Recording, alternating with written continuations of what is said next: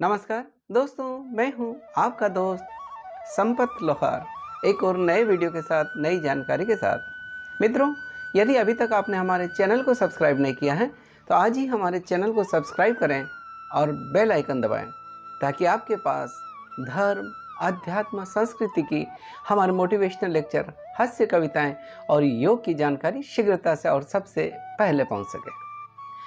दोस्तों, आज हम एक और महत्वपूर्ण विषय के बारे में चर्चा करेंगे, जिसका विषय है स्वर विज्ञान और रोगोपचार। हमने पिछले वीडियो में आपको एक बार बताया था कि स्वर विज्ञान क्या है, जो शरीर में स्वर चलते हैं वो क्या हैं, और उन स्वरों का हमारे शरीर पर क्या प्रभाव पड़ सकता है। जो लोग पहली बार जुड़ रहे हैं हमारे चैनल से, उनको हम बता दें कि ये जो शरीर है, इसमें जो श्वास जो चलती हैं, उस श्वास को शरीर का राजा कहा गया है। शास्त्रों में भी कहा गया है कि काया नगर मध्य तु मारुतः क्षितिपालकः, यानी इस शरीर रूपी काया में या शरीर रूपी नगर में या काया रूपी नगर में जो मारुत है यानी वायु जो है वो राजा के समान है।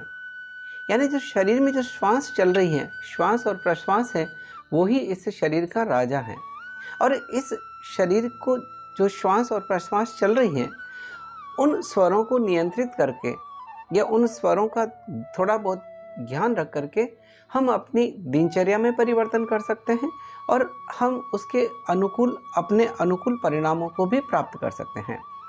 दोस्तों, स्वर विज्ञान में मुख्यतः 3 स्वर बताए गए हैं। हमारे नासिका के जो छिद्र हैं, दाई नासिका और बाई नासिका, इस छिद्र से जो श्वास या प्रश्वास चलती है उसको हम स्वर कहते हैं। यानी जो श्वास बाई नासिका से चल रही है उसे हम कह सकते हैं बायां स्वर, जो श्वास दाई नासिका से चल रही है उस श्वास प्रश्वास को हम कहते हैं। इन दोनों के बीच में कभी कभी स्थिति ऐसी आती है कि श्वास दोनों नासिकाओं से नासिका छिद्र से चलती है, उसको हम कहते हैं, जैसे नाड़ी के रूप में अगर कहें तो सुषुम्ना नाड़ी, यानी जो सुषुम्ना स्वर, यानी थोड़ी सांस बाईं से भी चलती है, थोड़ी सांस दाहिने से ओर से चल रही है, बाईं और दाईं और थोड़े समय के लिए चलती है, उसे कहते हैं हम सुषुम्ना स्वर।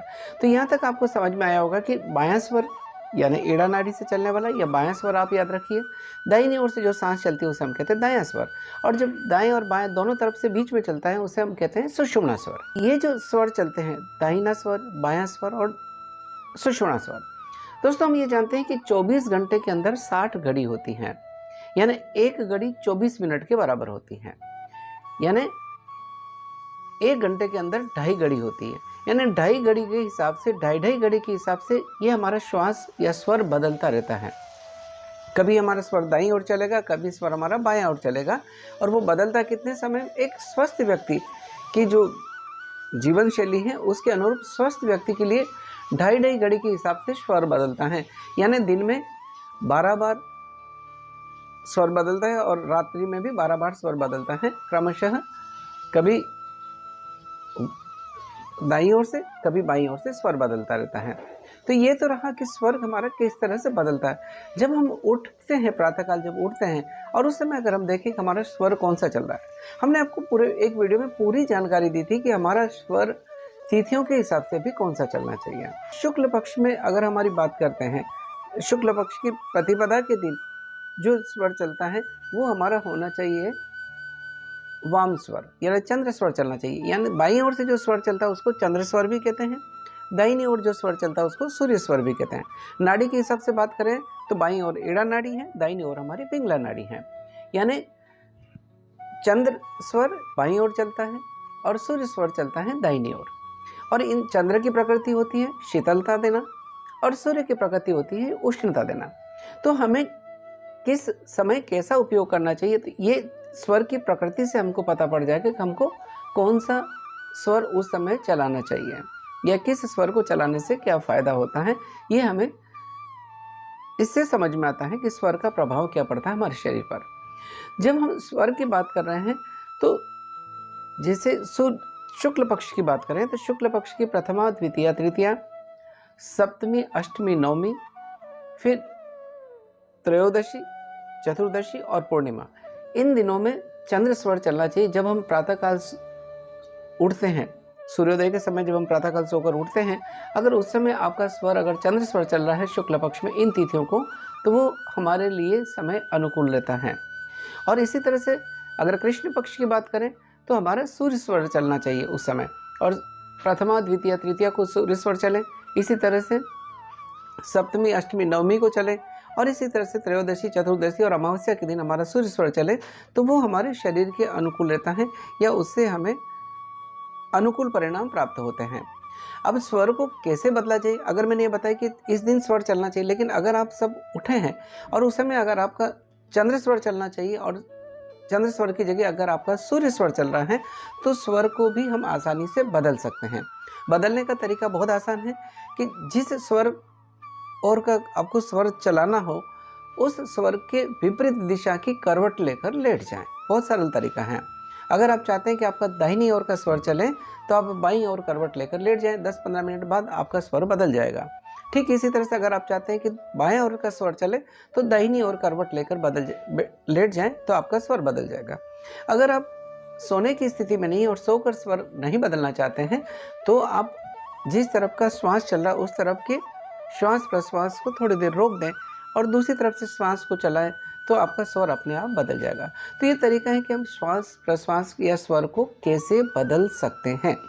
अब आता है कि इन स्वरों का उपयोग कर हम कैसे करें, जैसे क्योंकि स्वर विज्ञान हमारे ऋषि मुनियों ने मनीषियों ने जो ज्ञान दिया है, क्योंकि हम जानते हैं कि पुराने समय में लोग कई वर्षों तक बगैर किसी बीमारी के जीवित रहते थे, या वो अपने शरीर के अंदर ही वो सामर्थ्य पैदा कर सकते थे कि उनके भीतर रोग प्रतिरोधक क्षमता हो जाती थी, या रोगों से लड़ने की शक्ति आ जाती थी, या रोगों पर वो नियंत्रण कर सकते थे। वो कैसे कर सकते थे? अपने जीवन शैली के साथ, दिनचर्या के साथ में इस स्वर विज्ञान के ज्ञान का भी उपयोग करके वो कर सकते थे।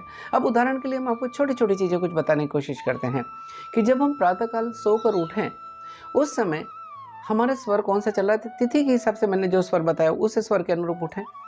जो स्वर चल रहा है उस तरफ की नासिक, जैसे स्वर का आपको कैसे पता पड़ेगा कि नासिका के आगे आप अपना हाथ रखें या अंगुली रखें, आपको पता पड़ जाएगा कि किस में सांस चल रही है, किस तरफ से सांस प्रश्वास ज़्यादा चल रही, वो आपका स्वर उस समय का गिना जाएगा।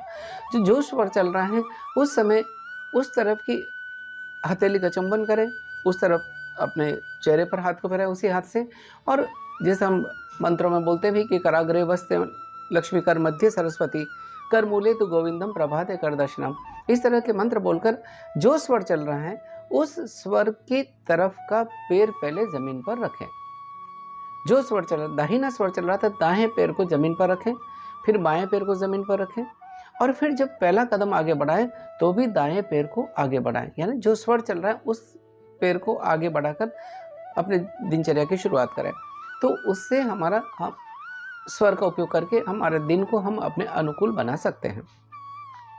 इसके अलावा जब हम रोग की बात करते हैं कि स्वर विज्ञान का उपयोग हम कैसे रोग से कर सकते हैं, तो बुखार आ रहा, मान लीजिए आपको ज्वर आ रहा है और बुखार से आप पीड़ित हैं, या अगर आपको लग रहा है कि बुखार आने वाला है, तो आप इस स्वर विद्या का कैसे उपयोग करें। अगर आपको लगता है कि बुखार आ गया है या बुखार आ रहा है, तो आप ये देखिए कि आपका स्वर उस समय कौन सा चल रहा है। अगर आपको लगता है कि जब आपको बुखार महसूस हो रहा है या ज्वर आ रहा है या ज्वर जैसा लग रहा है, और उस समय अगर आपका स्वर बायां स्वर चल रहा है, तो उस स्वर को आप बदल दें। बदलने का तरीका हमने आपको बताया कैसे स्वर को हम बदल सकते हैं।